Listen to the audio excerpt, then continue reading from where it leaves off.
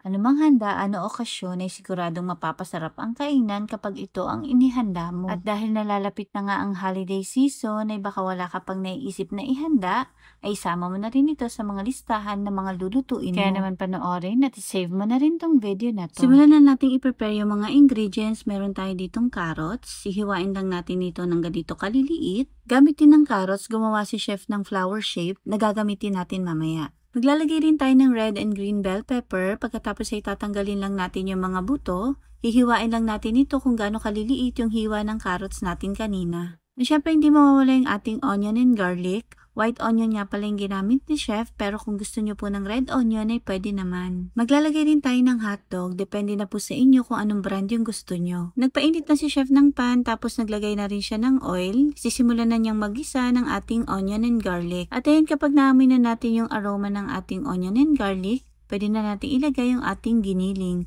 Pork giniling nga pala yung ginamit namin dito, pero depende po sa inyo kung anong karne yung gagamitin nyo. Igigisa lamang natin ito sa ating onion and garlic, pagkatapos ay maglagay na rin tayo ng pepper. Halu-haluin lamang natin ang mga ito, pagkatapos ay instead of salt, maglalagay tayo ng Lawrence patis, ang 50 years nating kasama sa pagpapasarap ng ating mga lutuin. Siguradong kapag lutong Lawrence ay may lutong pagmamahal, kaya siguradong mas masarap ang kainan at salo-salo ng buong pamilya. Halu-haluin lamang natin ito para mag-combine yung mga ingredients na inilagay natin at magpantay yung lasa. Maglalagay rin tayo ng tomato sauce, ketchup, and oyster sauce. Haluin lamang natin ito ng mabuti hanggang sa mag-combine yung mga ingredients na inilagay natin. At ayun, kapag okay na, simulan na natin ilagay yung ating green peas. Yung nasa lata nga pala yung ginamit namin dito, hotdog, and syempre yung ating pasas. Grabe no, itsura pa lang nakakatakam na. Yan, haluin lamang natin ito ng mabuti. Continuous lang sa paghahalo hanggang sa mag-combine lahat ng mga ingredients na nilagay natin. Ilagay na rin natin yung ating mga vegetables, yung carrots,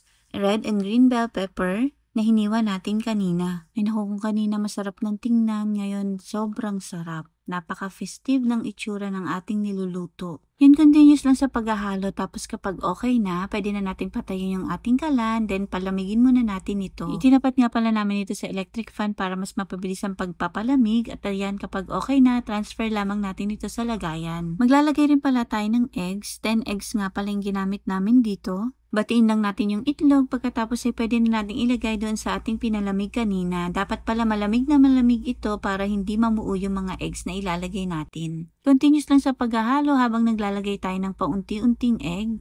Yan, haluin lamang natin ito ng mabuti. Gagamit tayo dito ng lyanera, tapos maglalagay tayo ng wax paper. Pagkatapos ay babrush lang natin ito ng butter. Pwede ring margarine, depende po sa inyo kung anong gusto nyo. Shoutout po kay Ma'am Virgie Pedroso from Davao City, Jonathan Villanueva from Canada, Ann Ubalde from Olongapo City, Jai Lagrada from Palawan, Olen Valzimor from Davao City, and Ma'am Ginar Casimiro from Basilan.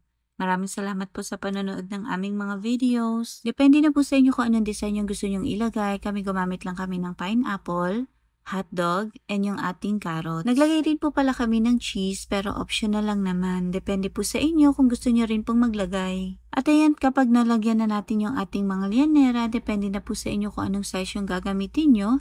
Takpan lamang natin ito ng foil and make sure na hindi ito mapasukan ng tubig kapag in-steam. At ayan, kanina nga isinet na natin yung ating steamer. Mainit na ito. Ilalagay na natin ito isa-isa. Pagkatapos ay lulutuin lamang natin ito ng mga 20 to 30 minutes. Fast forward nga, after 30 minutes ay check na natin yung ating niluto, at ayan, ito na yung itsura niya. Grabe, nakakatakam talaga. At ayan, isa-isa na natin itong tanggalin sa ating steamer. Grabe naman. Uy! Ay nako, perfect na perfect talaga itong ihanda sa anumang okasyon. At kung umabot kayo sa part na to at nagustuhan niyo po ang aming video, ay paki-comment naman po kung taga saan kayo, para naman mapasalamatan po namin kayo sa aming mga susunod na video. Yun lamang po, maraming salamat.